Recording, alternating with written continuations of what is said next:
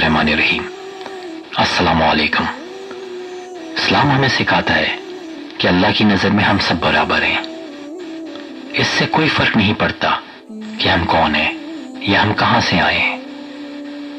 हम में से हर एक में अजमत हासिल करने की सलाहियत मौजूद है, लेकिन अपनी पूरी सलाहियत तक पहुंचने के लिए यकीन, अज़म और अपने खालिक के साथ मजबूत ताल्लुक का होना जरूरी है।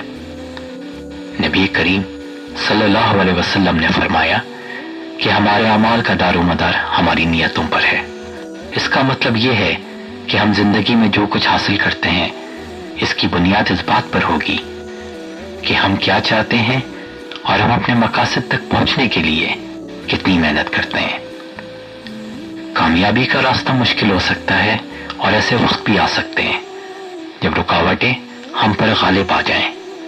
तो हमें हमेशा याद रखना चाहिए कि अल्लाह हमारे साथ है, हिदायत और मदद फराहम करता है। कुरान हमें याद दिलाता है कि मुश्किल के साथ आसानी आती है, यानी सफर चाहे कितना ही मुश्किल क्यों ना हो, अल्लाह हमें हमेशा किसी भी चैलेंज पर काबू पाने और कामयाबी हासिल करने का हल फराहम करता है।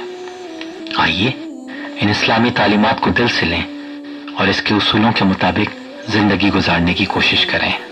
आइए अल्लाह पर भरोसा रखें और यकीन रखें कि इसकी रहनुमाई से हम हर वो चीज हासिल कर सकते हैं जिसके लिए हम अपना इरादा रखते हैं।